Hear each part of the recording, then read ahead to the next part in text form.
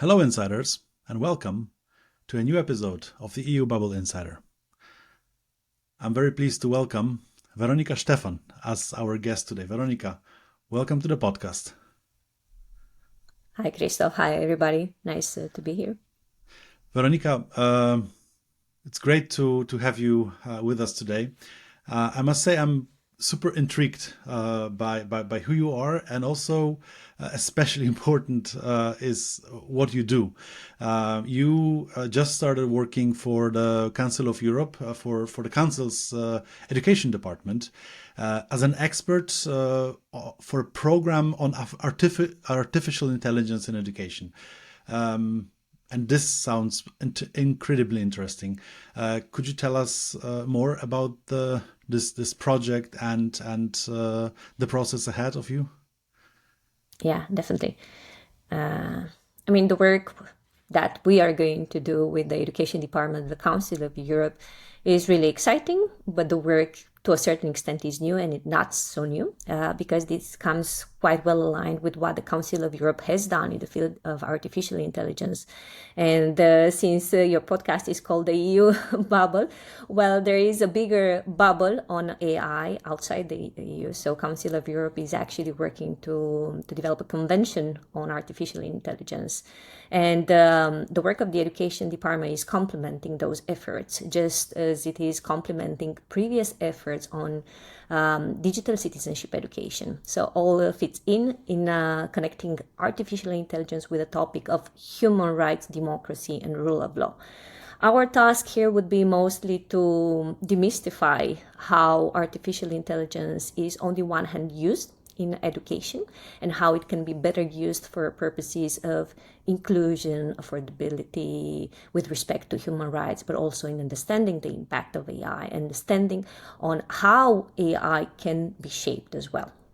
So yeah, indeed, it's an intriguing job, but also for me, it's been something that I have been doing for more than 10 years now at the European and international level, including with other departments of the Council of Europe, including the Youth Department, the North-South Center, the one who is working on the Euromed cooperation.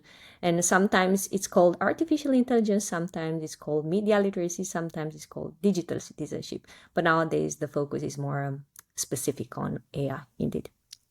So, to probably most of the listeners of the podcast, the topic of artificial intelligence is still rather new. I mean, we all knew it's there, but until ChatGPT actually got out and really caught our attention with the practical game-changing implementations that are possible, we haven't been most of us haven't been following. Where are we now with artificial intelligence? You would say this is still an early stage, or have we missed something and it's already too late for maybe defining how artificial intelligence will revolutionize part of our lives? First of all, it's never too late. That's one philosophy I strongly believe in. Now, it's true, it's somewhat in early stages. It's also true that ChatGPT has changed the narrative, but I think also the pandemic has changed the narrative. The word digital was not so often on our lips before the pandemic, and I think now almost everyone is speaking about digital and artificial intelligence. So yeah, indeed, if we had this discussion 2 years ago or even 5 years ago, we might have been talking about different things. The truth is that artificial intelligence has been around us. I mean, the technology itself, obviously, it's being accelerated the way it is used and the new versions of it. But many things have been happening already. Imagine that nowadays we're talking about a lot of policies and hard regulation that is being discussed, including in the European Union, right? I was mentioning the Council of Europe, work that is still a little bit in the early stages, the work for a convention on AI that would have an impact, for example, beyond the European Union, beyond even Europe, because part of the Council of Europe agreement, you have included the United States. So it's really important, the work that's going to be done there and the agreements that will be put in that convention. But the European Union started this discussion, I think, back in 2017 in the European Parliament, when there was a first proposal to discuss AI and robotics. And at that time, we didn't have that many people to talk with or be interested in this topic. And probably even to the day, it's mostly an expert discussion rather than general discussion, which ChatGPT is forcing us to have. So that there's a good side to everything, even though I know the narrative is quite complex. There is no just good or bad technology. It's always a multi-layered understanding of how the technology can be used and can benefit. So we have to thank ChatGPT for that. Be living in. But on the other hand, what ChatGPT is doing to education from the perspective of a parent is also maybe not so good in from the first impression, because it gets so easy to pass any exam without effort, without actually learning. And we might end up in the situation, if we don't understand how ChatGPT or AI can actually help us, we might end up in the situation where children will just effortlessly pass any exams or homework. So there must be some solution. There must be something must be done.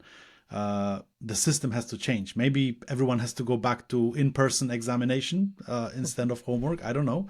And here I'm coming to the question. So if you already know, and maybe you could tell us what is actually the program of the Council of Europe on artificial intelligence. What are the main goals on the program, and where you see the biggest opportunities to actually make some impact and help people and teachers and students? True. Well, the discussion around AI indeed involves more than one stakeholder. So you rightly pointed out to children, students, young people as a group, teachers and educators in all forms of education at different levels. And then you have the policymakers and, of course, the parents somewhere in between. In this program, at least from the outline of the program that we have so far, because this will be a bit of a longer term project, where we will explore these different implications, the impact of AI, and what can be done on a more practical level is yet to be developed. On the one hand, it's important to distinguish in the different ways we can speak about AI. So there are at least three dimensions. So it's on the one hand, using AI, so AI as a tool, learning about AI, how AI works, what is the impact of using or not using AI, when to use it, what kind of attitudes you should have when it's used, and preparing for AI, basically, the AI that is coming. And in a way, it is inevitable that technology is here and will continue developing with impact on jobs and everything. Because you kept referring on ChatGPT, it is important to, obviously, for all of us to be aware. First of all, it's next to impossible to forbid technology or deny technology at that extreme. We cannot be in that situation anymore. Just like the Industrial Revolution showed us, technology is here to stay. It is important for us to make meaning of it. So far, the different type of technologies that have appeared, AI included, have been given to us. We have taken, and it, in a way, we have used it without understanding it. It was fun, it was entertaining, and now we are just making a meaningful use of it and a meaningful understanding of it as well. Of course, ChatGPT is revolutionizing in a way. It doesn't mean it's the first technology of its type that existed. In a way, it's more affordable, it's open, while in the past you would have specific software that would use similar technologies, for example, even maybe not that advanced. So it is a disruption that it creates, and it is asking plainly to change the way education is taught, and especially how assessment is done. I think it's quite important here to understand that teachers are not replaced with the ChatGPT tool, even though we do have some interesting examples of how AI can be used either at school, even though, just to be honest, they are not really breakthrough or revolutionizing in that way, but also how they can be used in private, like AI tutoring systems. Right, this one-to-one tutoring has been known, for example, for being beneficial because it gives you the maximum attention and you can learn a bit faster or understand a bit better. So there have been companies creating these AI tutors that are supposed, to replace that human interaction. Obviously, it's not that easy or easier said than done, but it is going that direction. It is worth exploring. Now, it's a different kind of use of technology when you know how the technology is working. And I think the ChatGPT brought out the problem that we were not aware of it. We were not aware of how to use it and how young people can use it. Now we are just faced with the situation, oh, it's happening. How do we improvise? We can obviously improvise. We can obviously reduce access to this technology. We can obviously go back to exams in face-to-face formats, no more essays, but I think it's a rethinking of the system. And probably with the Council of Europe, this is also one of the things we'll have to explore. What is the future system of education that can look, but also learning about this. So far, everyone is learning as they go, however they can. There is no systematic way of learning about AI. There is no real AI literacy. We have technology specialists, we have STEM or technology computer majors, right? But you don't have to go to university in order to understand AI. And here is the role we are having. And actually, this was something I have been working in the past with the Council of Europe, with the youth department, bringing this knowledge to a lower level of understanding, just as a citizen, as an individual, regardless of your level of education. But it's also so much more complex with AI because it has a technical issue behind it, which is not so easy to grasp. We are aware there are algorithms on social media. We are becoming aware there are algorithms and AI systems that are used, for example, in recruiting, right? But are we really aware when they are used in public systems, in social welfare? Do we really understand that there is a side impact on that? So it's not just about, using social media, which has an algorithm, using a certain app or software that has the algorithm behind it, but understanding the many other ways that it is already used and it's just not visible. And that's more about, the awareness, the citizenship education more than anything else.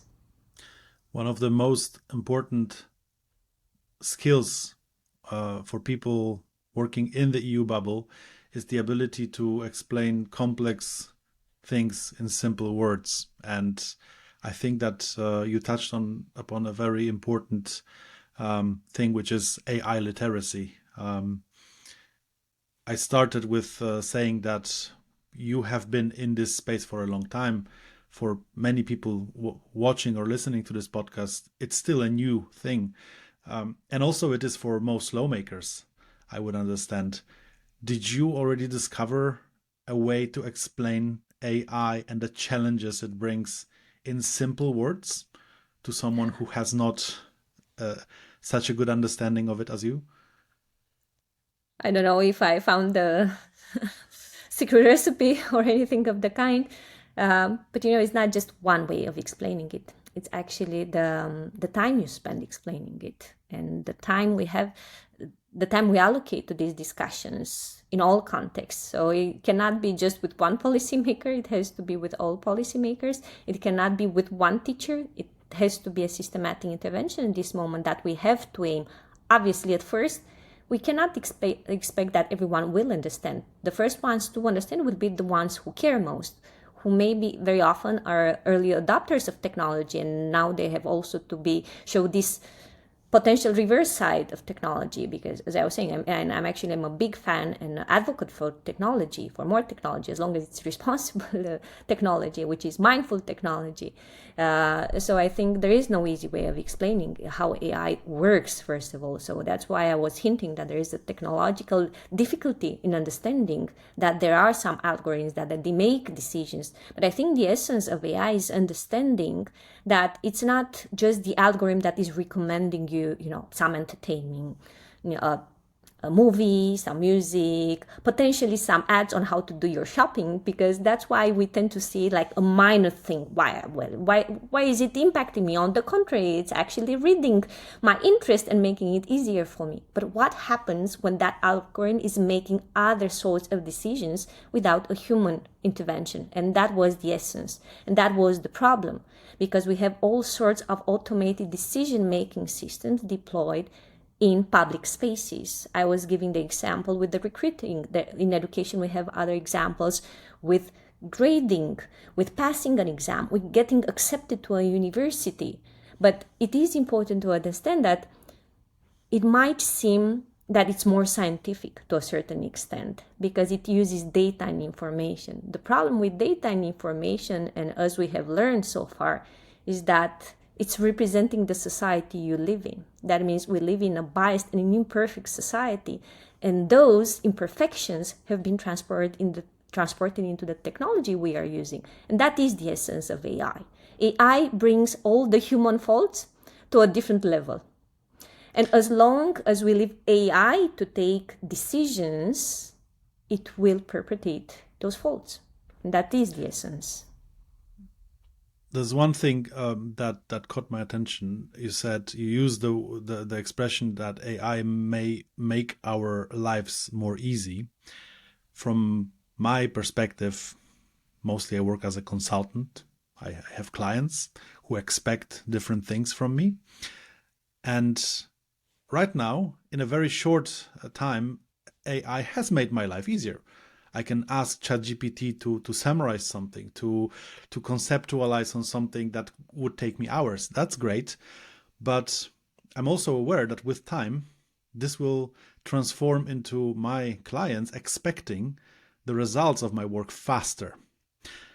And when I think about teachers and their work, there's my question to you. Do you really think that in the short term, all those great technological developments that are happening right now in the education space, will they really make the teachers' lives more easy, or maybe more, or their work, not lives, their work, more easy or more difficult? Good question. Also, there's not the black and white answer here either. The examples you provided, right? There are things that can be made easier with technology. And specifically here, we are talking about automation mostly, right? Summarizing the text, other productivity or management tasks. They have been around us, those solutions, technological solutions for a while. That's why I said ChatGPT make it easier, more affordable, because many times in the past you would have to pay for that kind of software. But there is a great benefit to having that technology around us. Either you're a journalist, either you are a teacher, either you are a public servant as well. Why not? That means saving time. Having a small machine, a small robot, an AI, a ChatGPT, or whatever you call it, do that task for you. Copilot, as Microsoft tries to call it. That's what it is to a certain extent, right? If you use it for those specific tasks. But there are different ways of how you use it, right? So for these management approaches, they are definitely beneficial. But it happens something different when you deploy such a tool on social media, on an internet browser, when the same technology indicates what are the kind of relevant information for you or not, right? That was the whole problem with social media, that it filtrated the information. It was an algorithm behind it. It was not super brain that decided that. And that is the whole problem. When you deploy these kind of technologies, leaving alone that at least solutions like ChatGPT have the tendency to invent what they don't know. So they actually create false information, which was not necessarily the situation in the past. It was just filtrating and preferring certain kind of content. That's where the danger comes from. As for the teachers to navigate this world of technology, it's still a challenge, unfortunately. I mean, at the moment, I think we still have this feeling that the pandemic came and it solved all the problems because everyone became a digital savvy a genius or something because they learn how to use a Zoom, a video streaming platform, I don't know, very few other tools. No, it's a totally different issue, understanding how the more advanced ones can work and can be used not just by them, but especially by the young people. So teachers had to be educated on these technologies themselves as well. So, in terms of the, the the the real impact, and let's have take a broader look than just education. From what you know, what is the real impact that AI so far has on young people's lives in Europe? If you could name some specific examples.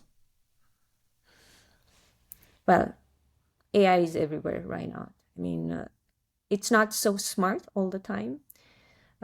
We sometimes might give it too much power or too much merit, but it is everywhere in different forms of algorithms. So at this moment, we can say that AI is shaping the world of teenagers. And I'm talking about teenagers because young people have obviously different definitions in different parts of the world, and we can go up to 35. So obviously, the way of a young adult is shaped, it's different than the one of a teenager up to 18. And for them, there are some positive sides because this interaction, this availability, even with the chatbots, has brought some positive impact, but also has brought some other negative ones because we see a growing tendency to depression, to diminishing self-respect and self-esteem among teenagers, which is in many occasions brought by the algorithms that they are being exposed to. The lack of trust, the lack of capacity of connecting to other humans, empathizing. So, it's not just that they don't know how to talk to their friends or they don't have other subjects to talk about. It's about the human abilities, the human traits and characteristics that make us human and make us different and make us capable of being resilient at the end of the day. Because it's one thing to live, and to a certain extent it was the internet and not just the AI that brought this, but the AI maximized its potential to create an isolation room rather than a wide network of knowledge, of friends, of communities. So in a strange way, it's creating more anxiety and depression. So that's a huge struggle we are dealing with, and we are not being fully aware of it. Also because young people, and many parents are proud of that they are more knowledgeable, more experienced in using it. No, as parents, while it is true and it is unfortunate, this is not something to be proud of. This is something you have to accept and you have to work to improve for yourself as well. But then it brings also the many other changes that are hard even for us to understand and predict. And obviously, a strong part of that is related to jobs and employment. And there are benefits coming out of that, but it's also a lot of anxiety and uncertainty. And even the young people who are super happy about technology are concerned about technology replacing, their future jobs, the ones they are preparing for, what they are interested in. So we cannot have a whole world of technology specialists either. We cannot encourage them all to be programmers or AI specialists because we need all professions in the future, but it's still an uncertainty that they are left alone to explore because we, the adults, the grown-ups, cannot do it for them or with them, including with teachers. And I think there's another issue that all of us experience it, but young people experience it more. That is the problem of trust, that they are developing this sense of lack of trust in anyone, in everyone. And this is something we have to see how to tackle as well. AI is a good tool, but AI has also deformed everything. So that's why I started by saying AI has shaped their world, the world they have been brought in, lived in, and educated in. So the future we're looking at might be actually quite scary for young people. I think it can be scary if we keep living it as we have so far. Technology has used us instead of us using it. We have taken it for granted instead of asking where does it make more sense. And I'll be honest with you, when I started this, I didn't start because, I was a genius and I foresaw, okay, in 10 years, AI or digital will become a hot topic. The evidence was there. Whoever looked, at the evolution of how internet and technology is used was just at first concerned, oh, young people are spending so much time online. How do we bring them in real life? It's just like with the AI. We cannot have online exams. We have to go in face-to-face formats. Yeah, of course, they just got to spend more time. But the point was not how much time they spend, but for what they spend that time online. And this is the change we have to see. That's why we need policy, and that's why we also have to engage young people in shaping these narratives and policies. And I'll be honest with you, the research I have done doesn't show much involvement from traditional youth or student or people's organizations, doesn't show any openness either from the institutional side, because it has been very much an expert-led discussion. And very many of the people who have been part of the discussion have a technical background, have an academic background, so higher levels of education. No, that's why we are in the early stages of discussing of AI, not because we have not done it in the past, because we were not able to make it easily tangible for all of us. So with all the bad that came after ChatGPT or understandings that came after this, there are many other similar technologies out there already. So now it's for us, for those who are aware, to bring them in the spotlight, to understand when can be beneficial to use such a technology, because again, there is not a time to forbid it, including the automated decision-making systems, for example, that are deployed in public systems to assess teachers, to assess grades. It's not about forbidding them, but having, another layer of understanding, does it work correctly? Does it help the way it should be? So is it a productive tool? Is it a management tool? Or it has some hidden bias behind it. So maybe you create what in a fancy policy world we call it a sandbox. So we monitor what's happening. We have more human intervention at first. You cannot have technology there and think, oh, it's fully capable and performant. No, we have not reached that level yet. So let's say I'm a lawmaker or the political assistant of a lawmaker, and I just heard what you said, and I'm scared that this is something that I must engage with, and I must learn about how it really works. Where do I go? Who do I accept? Of course, you on LinkedIn, but who do I follow? Where is the information? What are the trustworthy sources to go to right now? I think we have the information in many parts. Council of Europe has been publishing a lot of studies and papers. The European Union, through the different institutions actually, because you have the European Parliament, you have the Commission, you have the Committee of Regions. So all this information is out there. I think the one thing we didn't manage so easily is to keep it short, to keep it like in brief and condensed pieces. And also, by the way, this is one of the tasks that the Council of Europe with the Education Department is aiming to do through this AI education program. So we make it more accessible, a bit easily reachable. Lawmakers at this moment also have a lot of access to a lot of expert groups, to a lot of organizations that are working on this topic. And any organization doing advocacy on this is also doing information and education, even though it's maybe not their mission. So I remember in Europe, we have Algorithm Watch, for example, is one of the most active organizations on this topic, publishing study cases on how the technology has been used, what were the risks, what were the benefits, even if limited. So again, I think the question at this moment is not saying there is just one trustworthy source, is just saying, I want to know about that, and I want to invite those people there. Nobody's also, I think we live with this myth, I have to be an expert in order to have an opinion, or I have to be an expert in order to start my work on the topic. That is the fun part of society and democracy. You don't have to do it alone. And I never encourage, even in the case of teachers, it's not a challenge you start alone. It's something you do with your colleagues, because you're not the only one going through this. So it's the same with the policymakers. You're not the only one. So it's not, you do not wait just for the special committee on AI to deal with this. You can be part of that debate. You can go back to your constituency, because already if you ask this, there will be so many people jumping in saying, I have something to share on this. I have an opinion on this. And you will also form your own opinion. It's not just about the research at the end of the day. And one more thing about this, because I would also add it's never too early to start asking questions.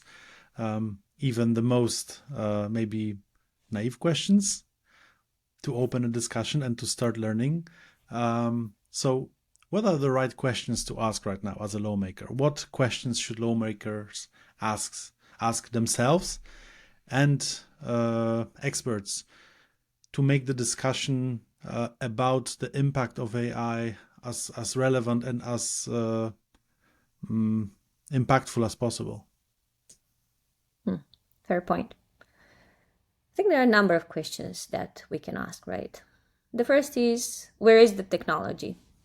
I mean, the more present you have in your mind, where is the technology used, the better it will be for you to understand what is its impact. The second is, who is creating the technology? Always it's relevant, I mean, for a number of reasons. Mostly because, as we know to the day, most of technologies are developed by commercial organizations, which have a commercial, therefore a profit-oriented interest. Second would be, who assessed that tool? Is there, any other structure at whatever level who has had a look at that technology? Is there any assessment of that technology, of its impact? Okay, we use the technology to grade papers, but is there any understanding behind? Or you just start using it and use the children and pupils as cobaye? That should not be the case ever. So there should be a red flag over there. Is there any citizens' opinion on any of these topics, right? On any of these technologies? If there is one, you should look into that. And also, is there any policy that already covers and protects those issues that are raised from using that technology? And to be honest, even to the day, we have had democracies, rules, laws. We had human rights as a matter of principle that needed to be protected. And basically, any existing law could be used for that. We cannot hide behind the fact that it's new.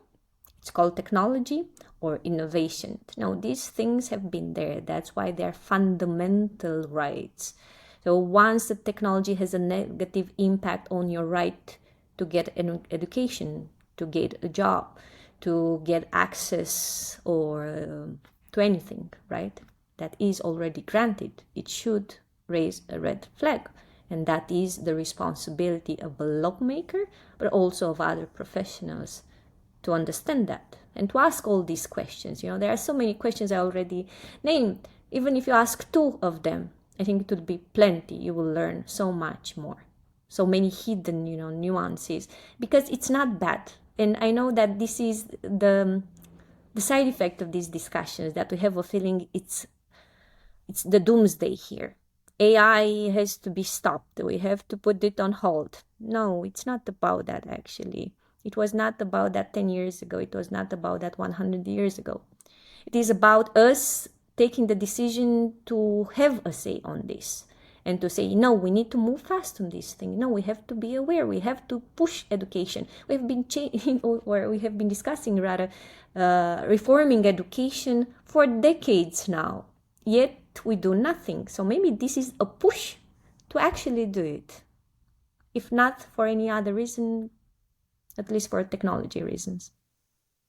I think that's a very good point, and I couldn't agree more. And I hope it will revolutionize, catch up the revolution that education should have undergone for for some time now. You're dealing with one of the most fascinating and timely topics. And because this podcast, I know, is also listened by people who are just entering the career in the EU bubble, or are in the early years of their careers, I wanted to ask you something that I ask every guest of this podcast. What led you to where you are now today? How do you shape a career like yours? What decisions did you take? You already spoke about it a bit, but maybe you could share a bit more about the key turning points in your career. Because apart from the activity, from the work with the Council of Europe, you have a number of other activities that are also tackling on the digitalization, the digital transformation of citizens' lives, both in Europe, on the European level, and in your home country, Romania. So please tell us more about that. Well, to be honest, I started this journey in a youth organization, actually. I'm ashamed to say about 2 decades ago. But for me, it started from the things I wanted to have different for me, and then I wanted, obviously, to do it, if not for me only, at least for together with the others more. So not necessarily for the others, but just together with the others. So I will not be alone. And for me, it came with this need to have a systemic change. I believe, in individual efforts, and I think they're so important and probably the most important, but I believe in the systemic changes as well. It's one thing if I change something in my community today, it's another thing if I can change that permanently. So it's not dependent on me, on what I do now, but what it has to be done always. So obviously being engaged in nonprofits has been a huge thing for me. It has been a learning field, a lot, learning by doing. And when you speak about systemic changing, it's a lot about building capacities of others, engaging in advocacy and policy making. That's the only way you can do any systemic change. I have never went for public offices myself, but I think there was a lot to do at the other level. So always one argument, for why you do what you do is the passion for the things you care. It's not about anticipating the trend. It's not even choosing, for example, artificial intelligence now because it's trendy and hot, because now we call it AI. Last year was technology. In 10 years from now, it might be called something different. So it's not about the word behind it. It's about the interest and what motivates you. And then the conviction that you have to do something more and to work hard for all this stuff. I started from organization. I went into research and then more consultancies for international organizations at a time when we were wondering, should we do something on AI and youth? Like, how are the two topics connected if the stakeholders in the field are not doing something by themselves? So we started, we planted the egg before the hen, or the other way around. So all these things have to be taken forward. For example, I do not have a technical background. I have a social background. Again, at the time when I was discussing digital issues, everyone was wondering, do you have an IT degree, right? And that was not the case. Yet it didn't make me less valuable to the discussion. And nowadays we learn that people with human and social sciences profiles have a great relevance for today's discussion, because again, technology is not just about the technology. So I cannot have one specific advice, but one specific thing that I think it always helps is working with international organizations. And they don't have to be governmental or intergovernmental organizations.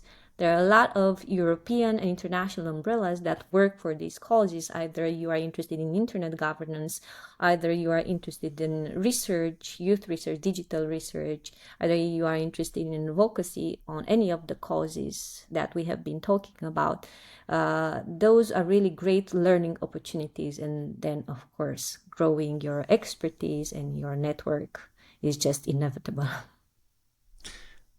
This is really great advice, but let me understand if I get your story right, because from what I understand, um, you said to join organizations, but what about if there are no organizations dealing with the topic that you're passionate about in your country, in your region? Um, is what you did, if I'm understanding it right, that you just started your own organization because there wasn't anything you could join, so you just took it in your own hands. Am I understanding your story correctly? Yeah. Well, that's what happens when you are interested in topics that others are not sharing yet. You have to start something by yourself. And actually, this is a question that, especially nowadays, when we talk about AI, I get it quite often. What are the movements I can join? What are the platforms? And just to be honest, there are not that many, especially, those dedicated to youth voices, for example, or even teachers' voices. So yeah, you have to start them by yourself with other like-minded people. That was my case. We started in Romania the Digital Citizens think tank with this specific purpose, because we understood, and obviously from a handful of people, it came that interest that we understood there were, on the one hand, technologies coming in very fast and not understood, but also policies that potentially could become strong, hard policies, legislation, directives, regulations that needed to be connected, first of all, with the needs of us as citizens, individuals, and then connected with the different levels of lawmakers. Right now, especially on AI, we talk a lot in international contexts, because there is at least an understanding that fragmentation is not good. So having one policy on how a certain AI technology should work, in your city or your country, it's better if you have one understanding, one shared vision at the European or international level. So what happens is actually that more often you would have members of the European Parliament, for example, engage in this topic unless you're national members of the Parliament. And that's how Hmm. Digital Citizens was brought in, because we wanted to connect, to be a bridge between these worlds. So that So what are meant the sorry? training and educating, training and investing in time in educating to a certain extent, right? Not the formal education, but raising awareness on these issues with the members of the parliament in our case. So what are the key initiatives of Digital Citizens Romania? Well, we made the point from the early start that whenever a debate on such issues starts in the European Parliament, for example, because at many times the European Parliament of the European Union is quite a visionary body and starts these debates much earlier than they become a law. We also mirror it at the national level, and we bring together the private stakeholders, but also the non-profit civil society organizations together with the member of the parliament, so we have an informed opinion, and then we are able to participate in the decision-making process. That was one. That's why I remember the 2017 first discussion on AI and robots, because no one was picking it up. But then we had the time when Romania was holding the presidency of the EU Council. And then we were the major player to connect the decision makers with the civil society, which, as you might know, the presidencies are very much focused on the files they have to close, on the political priorities, and a little bit less time with having dialogue with the community of practitioners and civil society, and that was our role. And then the pandemic came, and we made sure that the first resources, curated resources that were available, were used by educators and teachers. So we are always there, to bridge whatever happens. But also, of course, all of us have international journeys as well, in addition to what we do at the national level. And I think this is enriching always. That's why my recommendation came: do join, or at least pay attention to what's happening outside of your own local or national bubble. And if not the case, obviously start the platform. Don't wait for it. Don't wait even to set an organization. Start with an informal group. Yeah, that's very definitely very good way to start. Just start, right? And see how also the um, community, the stakeholders respond. Because if you act, there will be a response, especially if you're tackling on a topic that is so new and sometimes mysterious for stakeholders, for lawmakers. What are your expectations? What do you hope will be achieved in this space you work in this year? We still have a couple of months left of 2023. Do you have any specific dreams that you hope will come true for this? For this year. Seems so close to the end already because many things are in motion, to be honest. I mean, definitely someone interested in AI is looking for the EU AI Act. Is going to be adopted by the end of the year. We already have, let's say, it's not necessarily even a draft, but we have some directions of how the Convention on AI from the Council of Europe will go. So that will be probably the most interesting part.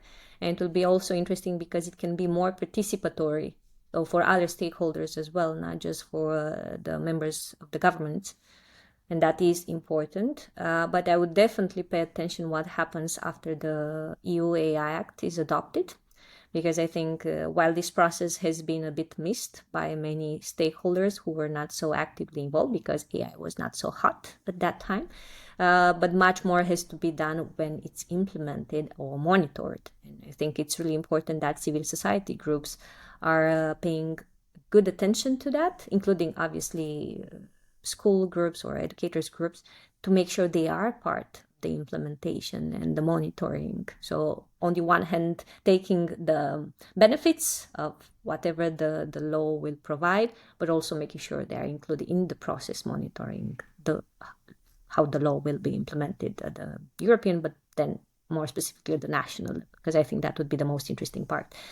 And then actually I do have some project I am working on, which I hope will be quite interesting because it's about updating and redefining the competencies of educators with this strong digital and AI dimension, which we hope would be part of the curricula, the new curricula of redesigning education nowadays, because we have a native, let's say, or natural understanding of what should be there. But without a competence framework, you don't know exactly what to aim for. You don't know what to assess. You don't know how to prepare the new educational and new training opportunities. So I hope that with this, at least we make some progress, because the first layers we need to take care of, until we change the world, until we see how young people's minds can be shaped, is by empowering educators. They are the first frontliners, if I could call them like that. So I think that we started with this a bit more dark vision of the dangers that are associated with AI, and now from what I hear, we're finishing. I'm happy that we're finishing with a more positive vision of some good developments and some hopefully regulation that will be helpful coming up. So thank you for the interview, Veronica. Thank you for your time today. Thank you, Christoph. I hope this is obviously just one small drop in the big sea, but always more drops like this are always welcome. And the more of us speak about this, the better we will understand it. We will not fix it. It's okay. We don't have to aim to fix it. We just have to aim to understand it and make it a little bit better. Absolutely. Veronica Stefan was our guest today. And I did the German thing now. I'm sorry, I want to really have it correctly, so I will just I have ways to cut it so it looks smooth. It's all good. Absolutely. Veronica Stefan was our guest today. Thank you everyone for watching us on YouTube, listening, and have a good day. Okay. Thank you very much. Let me stop the recording.